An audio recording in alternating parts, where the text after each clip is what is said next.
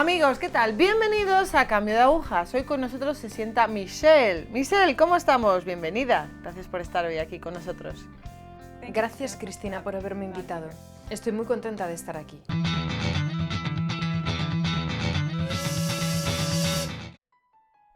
Bueno, ¿puedes contarnos un poco sobre tu historia, tu infancia, tu historia de fe? Bueno, remontarte un poco ahí atrás. Crecí en el sur de Florida. Tengo 3 hermanos, uno mayor que yo y 2 más pequeños.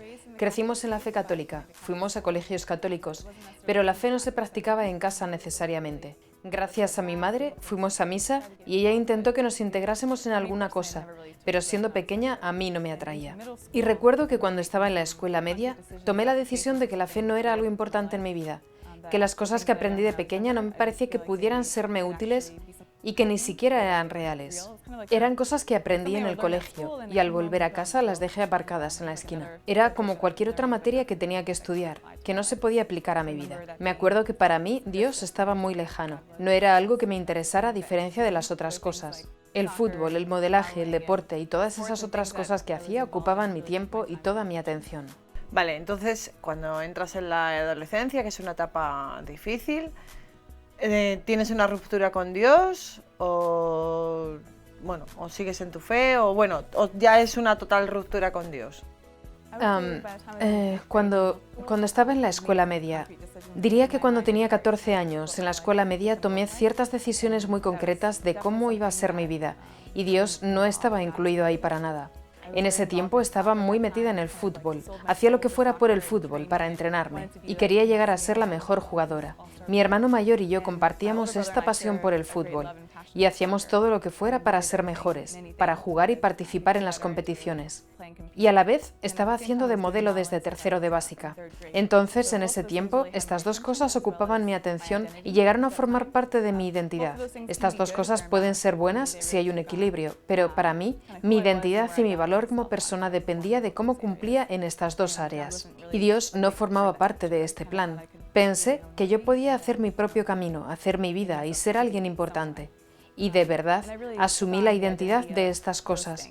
No solo del fútbol, sino también del modelaje y de lo que veía en las revistas. La mujer que yo quería ser era una que tuviera éxito en estos dos mundos. Entonces para mí era importante mi imagen y cómo cumplía. Pero más adelante fracasó todo eso. Ya no era posible. Vale, ¿y cómo vivías estos dos mundos tan superficialmente? O sea, ¿cómo te sentías? ¿Cómo los afrontabas? ¿Cómo vivías tu día a día? Por entonces el fútbol y el modelaje robaron mi identidad. Mi valor personal dependía de ello. Eso fue cuando tenía 14 años. Y también en ese año fue cuando empecé a ir a fiestas y meterme en todo ese mundo que hay en el sur de Florida. Tengo un hermano mayor y compartíamos nuestra vida social, entonces estaba con gente más mayor que yo. Me metía en cosas a una edad temprana que no eran buenas para mí. Pero en ese tiempo pensaba que yo era invisible y que podía hacer lo que fuera. Pensaba que era más mayor de lo que era. Y era esclava de pecados que me causaron daño. Y cuando fui al instituto, mi sueño era que el fútbol y el modelaje tomaran fuerza en mi vida para tener éxito. Y cuando estaba a mitad del primer año del instituto, me puse muy enferma, con una enfermedad autoinmune de repente. Durante un tiempo no tuve diagnóstico y durante los 2 años siguientes estaba con frecuencia en cama con esta enfermedad. Y fue como una tragedia para mí, porque las cosas que más quería, mi futuro, el fútbol y el modelaje, ya no eran posibles.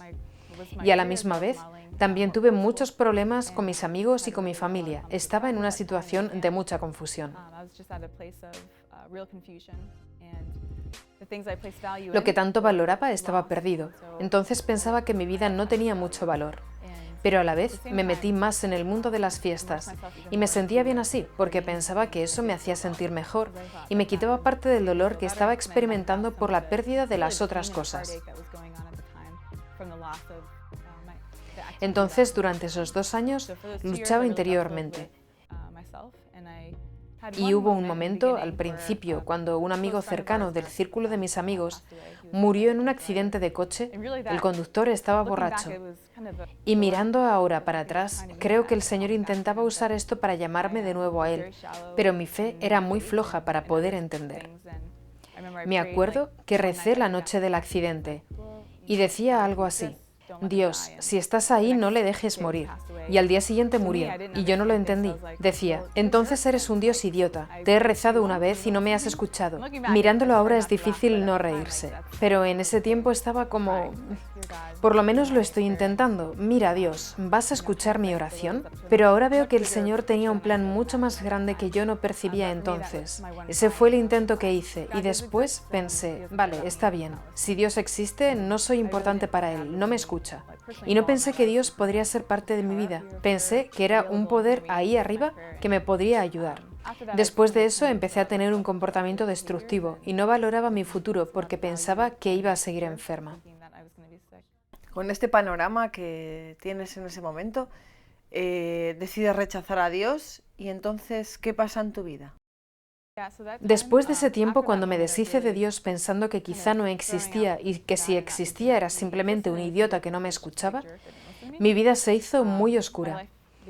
Ya estaba empezando, pero eso fue la última página. Pensé, olvídalo, no va a ser posible. Y empecé a experimentar mucha desesperación. Tuve un comportamiento muy destructivo que me llevó a mucha confusión y a no valorar mi vida ni mi futuro. Pensé en el suicidio porque pensaba que los planes que tenía para mi vida ya no eran posibles.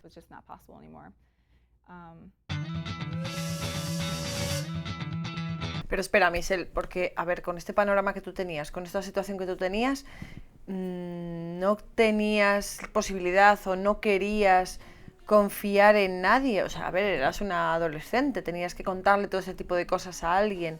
¿No tenías ahí a nadie? ¿No confiabas en nadie? ¿Alguien adulto? Durante esos 2 años de oscuridad, me acuerdo que tenía un profundo deseo de ser querida y conocida y acompañada en mis sufrimientos, pero sentí que nadie podía hacer eso por mí. No estaba abierta a la idea de que Dios fuera parte de ese deseo, pero me acuerdo de tener hambre de amor y que nadie podía saciarlo, ni mis amigos, ni mi familia, ni el mundo que me ofrecía alcohol y drogas y cosas para hacerme sentir mejor. Pero al fin y al cabo, estas cosas se quedaban cortas y solo me daban más hambre. Entonces no fue hasta el penúltimo año de instituto cuando las cosas empezaron a cambiar un poco. Vale, cuéntanos un poco qué pasó en ese penúltimo año de instituto. Mi vida cambió durante el penúltimo año de instituto. Después de esos años de oscuridad, de pecado, sin tener una pizca de esperanza, sin un posible futuro que satisficiera los deseos de mi corazón, conocí a esa mujer, Dana, que tenía la misma enfermedad que yo. Ella era cristiana no confesional, con una fe muy fuerte, y yo iba a verla para que me aconsejara sobre la alimentación y cómo tener una vida sana para mejorar mi enfermedad inmune y así sentirme mejor físicamente. Fue impresionante, porque durante esos 4 meses ella fue súper cariñosa. Yo era una adolescente muy amargada, y daba igual lo insoportable que yo fuera. Ella me trataba con mucho cariño y creía en mí. Y siempre le preguntaba, ¿cómo es que tú siempre estás feliz? Porque ella era una persona muy alegre a pesar de su enfermedad y su sufrimiento. Y por eso le preguntaba, ¿cómo es que tú estás feliz? ¿Estás en la miseria? Le preguntaba por qué estaba feliz, porque para mí su vida no valía nada. No puedes hacer lo que quieres, siempre tienes limitaciones y estás sonriendo todo el tiempo. Me estás jorobando básicamente. ¿Cómo es que estás feliz? Y siempre me decía que era su fe en Jesús. Y cuando lo oí la primera vez estaba como, vale, voy a vomitar porque tienes que estar de broma. Porque, ¿qué tiene que ver Jesús con mi felicidad? Recuerdo que salí de ahí y pensé, Jesús, ¿en serio? No entendía de lo que me estaba hablando para nada. Pero durante los meses siguientes la fui conociendo mejor y me fiaba más de ella. Y su respuesta a mi pregunta siempre era la misma. ¿Cómo es que tú eres feliz? No, de verdad, ¿cómo es que tú eres feliz? Esperaba oír otra respuesta, que me dijera algo de verdad. Y siempre me decía que era Jesús quien la hacía feliz y le daba alegría y sentido a su vida. Y creo que simplemente me ganó con su cariño y su constancia. Y al final me invitó a una iglesia no confesional. Yo estaba abierta, no sé cómo. Estaba dispuesta a hacer una experiencia en esa iglesia a la que ya iba. Y fue una gracia de Dios, porque cuando fui esa noche fue la primera vez que escuché canciones de alabanza. Fue la primera vez que estaba en un ambiente así en una iglesia, y estaba atacada interiormente. Cuando entramos todos nos miraban y nos sonreían y yo pensé, oh Dios mío, ¿por qué estoy aquí? Pero fui allí con ella, y el pastor esa noche fue una gracia de Dios porque todo lo que dijo esa noche iba por mí. Y él disipó muchas de las ideas equivocadas del cristianismo que yo tenía. Las principales eran el amor de Dios para mí. ¿Sabes? Tenía un poco de formación católica de antes. Sabía las reglas de la fe y sabía que no las había guardado. Y por eso pensaba que Dios estaba enfadado conmigo. ¿Por qué va a querer hablar conmigo si es que está allí? Porque yo sabía bastante bien que yo había hecho todo lo que él no quería. Entonces pensé, bueno, ya no hay nada que hacer. Si antes me quería, pues ya no. Y el pastor esa noche clarificó esa idea de la misericordia de Dios y su amor por mí y por dónde iba yo. Y fue su amor. No estaba mirando mi pecado, estaba mirando mi valor y lo bueno que hay en mí. Y además conocía mi dolor y quería caminar conmigo. Y esto fue una verdad muy grande que me permitió abrir el corazón y confiar en él. Y la otra cosa fue que no solo se trataba de la misericordia de Dios, él además quería tener una relación única y personal conmigo. Antes de esa noche nunca había oído esto de tener una relación personal con Jesús. Y esa invitación fue algo que... Primero, no pensaba que Jesús fuera real, y él me ayudó a ver que la vida de Jesús era algo vivo y actual, ahora, y que la relación que Jesús quería conmigo era personal y única. Que me amaba por lo que yo era, y no por el bien o el mal que hubiera hecho. Y esa noche, al escuchar el Evangelio de nuevo, experimenté en mi corazón un empuje que me decía, si esto es verdad, sería una idiota no quererlo. Y me acuerdo que hice la siguiente oración. Ok, Jesús, si existes, te invito a entrar en mi vida y quiero lo que me estás ofreciendo. Lo que me ofrecía era esperanza y un amor verdaderamente comprensible. Entonces esa noche hicieron una llamada al altar y no sé cómo, pero subí llorando como un bebé. Y aceptaba que Jesús fuera mi Salvador y Redentor personal esa noche y yo quería cambiar de vida.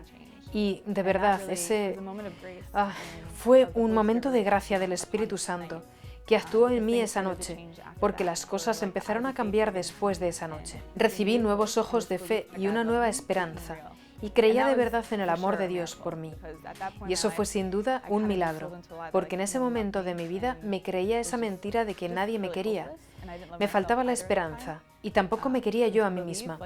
Y creer de verdad que Dios me amaba me hizo como volver a la vida. Y eso me puso en un camino de descubrir de nuevo, primero, la fe cristiana, entendiendo quién es Jesús y quién soy yo, y más tarde la fe católica. Vale, has dicho que después de recibir esta gracia especial, digamos, empezaste un camino. ¿Qué pasos tomaste? ¿Qué hiciste? ¿Qué sacramento tomaste? Con este encuentro inicial del amor de Dios y el descubrimiento de que Jesús era real, oh Dios mío, todo esto es real. Tenía la fe católica que recibí antes y muchas cosas que sabía de la fe se hicieron vida. Pero durante 2 años y medio fui a esa iglesia no confesional intentando entender lo que significaba seguir a Jesús. Y el primer paso después de esa noche fue, primero, reconocí todo mi pecado. Bueno, no reconocí todos. Reconocí los principales que me estaban causando daño y llevándome a la desesperación, con los que tenía que cortar. Enseguida supe que tenía que tomar decisiones.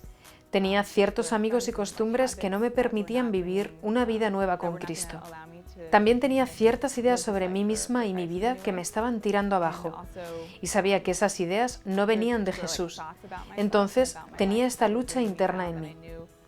Así que esos fueron los primeros pasos que tomé.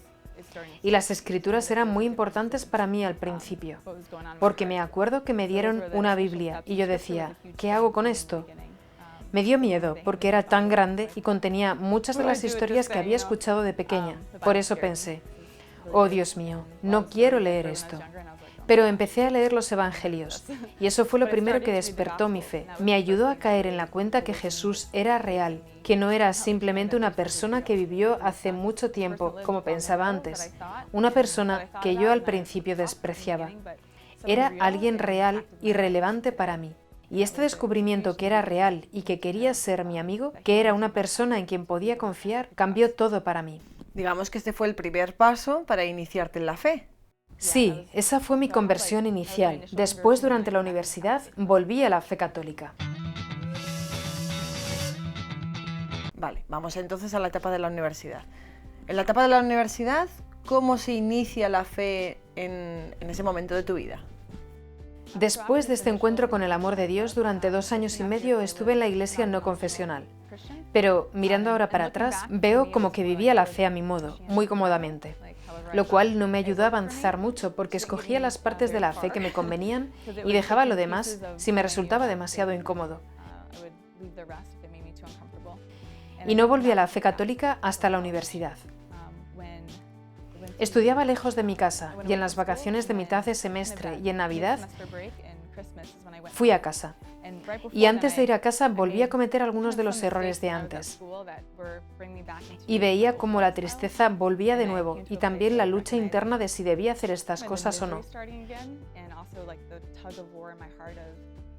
Estando en la universidad en un ambiente nuevo, con nuevos amigos, tomé malas decisiones que me ponían en la situación de ¿quién soy yo? ¿Estoy siguiendo a Jesús o no?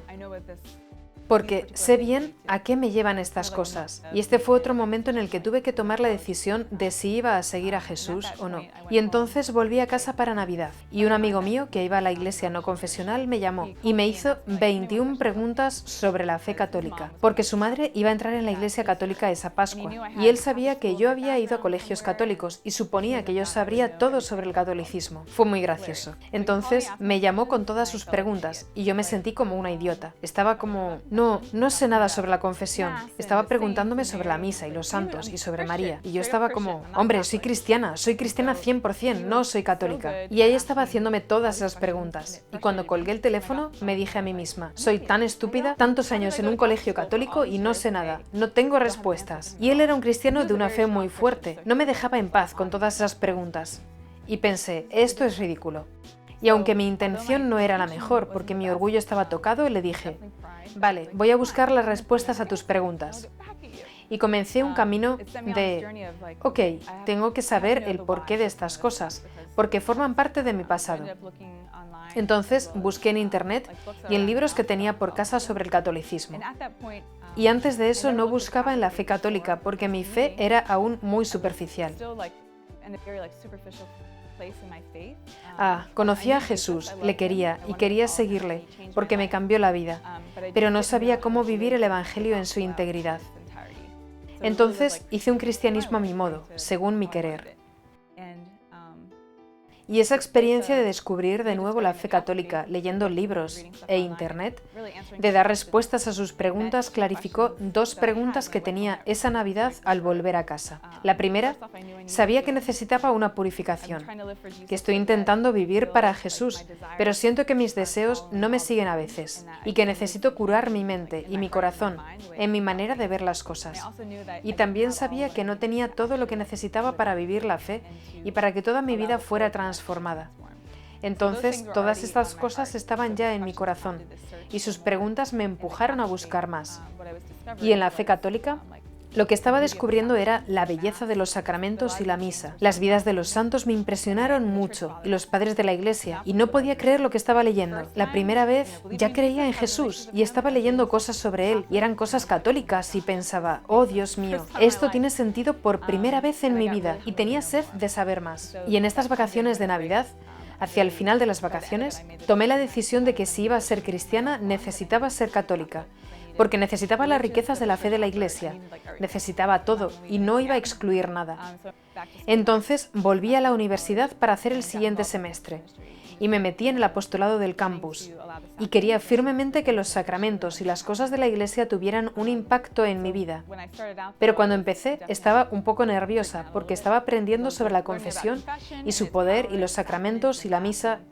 Fue un tiempo muy bonito, pero también me causaba miedo, porque ahí estaba yo deseando ser curada y deseando conocer más, y lo recibía, pero tenía como miedo de acercarme, porque para mí era la respuesta de lo que estaba pidiendo. Pero también fue muy difícil. Ir a confesarme la primera vez lo quería tanto, pero yo no quiero decir todos mis pecados. ¿Esto va en serio? Pero era exactamente lo que necesitaba, porque me venían a la mente otra vez los pecados de antes. Era como una pesadilla. El enemigo estaba intentando recordarme el mal del pasado. Entonces la confesión fue una manera segura de calmar todo esto. ¿Sabes? Puedo empezar de nuevo con la confianza de saber que Dios me perdona. Y puedo seguir adelante incluso con más energía y confianza en el poder de la misericordia de Dios. Entonces la confesión fue algo muy grande al principio. La misa y el reconocimiento de que había tantas cosas en la misa que no entendía, pero cuanto más me informaba sobre ello, más entendía lo que yo había vivido de pequeña. Vale, ¿qué le dirías a un joven, a los jóvenes que nos están viendo ahora mismo y que están pasando por tu misma situación, o sea, que han pasado o que están pasando por esa situación que tú has pasado y que no ven salida y no quieren acercarse a la fe porque, bueno, pues, no me va a solucionar nada? ¿Qué testimonio, qué les dirías, qué frase les dirías? Animaría a los jóvenes que ven este programa y que están en la misma situación que yo o en una similar, o que están pensando quizás que la fe católica no es lo que necesitan para crecer. Les animaría por mi propia experiencia, la mejor manera de vivir es ser católico y permitir que las riquezas de la Iglesia les transformen, que les muestren la aventura por donde Dios quiere llevarles. Y sé que para mí misma, la fe católica, su belleza, al principio me intimidaba porque era muy grande, pero sé que tengo toda mi vida para explorarlo todo y entenderlo todo. No me voy a aburrir. Es parte de la aventura que Dios tiene para mí, el descubrir más y más quién es Él y quién soy yo. Y también les animaría a leer las enseñanzas de Juan Pablo II sobre la teología del cuerpo. Para mí eso fue una gran ayuda que me permitió ver la belleza y el camino de sanación que el Señor me tenía preparado y descubrir quién soy como mujer, descubrir mi feminidad, ver que primero soy su hija. Lo más importante de todo es ser su hija. Y puedo saber que soy amada y soy bella y que Él tiene un plan para mí en que puedo confiar. Entonces, sus enseñanzas me ayudaron a ver esto. Y también sé que el Señor transformará mi mente para ver el mundo desde sus ojos. Porque cuanto más conocía sobre los santos y las enseñanzas de Juan Pablo II sobre el cuerpo, decía, esto es tan bonito, pero yo no veo las cosas así, no pienso en los hombres así, no me veo a mí misma así. Y me daba cuenta que la verdad no está ahí para condenarme o mostrarme cuánto me he desviado o qué mal estoy, sino que la verdad está para mostrarme lo que Dios puede hacer y su grandeza, si le dejo transformar mi mente y mi corazón. Permitidle entrar en los sitios que quizás están llenos de oscuridad del pecado, del pasado o del presente. Pero si dejo entrar la luz de Dios, su luz siempre vence a las tinieblas y Él puede transformar mis ojos para ver el mundo con la belleza con que lo ha creado. Y no tengo que tener miedo de ello, pero tengo que estar abierta y ser sincera y pedir que me lo dé todo, sin excluir nada. Entonces, estas enseñanzas nos dan la confianza en Dios y me permiten ver la belleza de Dios en mí. Yo no puedo hacerlo por mí misma, no puedo convencerme de que soy maravillosa o que soy guapa o digna de ello. Yo hacía lo opuesto en mi vida. Estaba convencida de lo opuesto, que no valía para nada, que las cosas que hacía o lo que me sucedía mostraba que no tenía dignidad. Pero Dios es quien me convenció de mi grandeza y de mi belleza, porque estoy hecha a su imagen, y Él es quien sanó mi corazón y me ayudó a ver las cosas como las ve Él, para que no siga una vida aburrida o apagada que no permitiría que se cumpla su aventura en la vida. Michelle, gracias por tu testimonio, gracias por venir. La verdad que va a ayudar a muchísimas almas y a muchísimos jóvenes. Gracias. Gracias por haberme invitado, ha sido un placer. Gracias.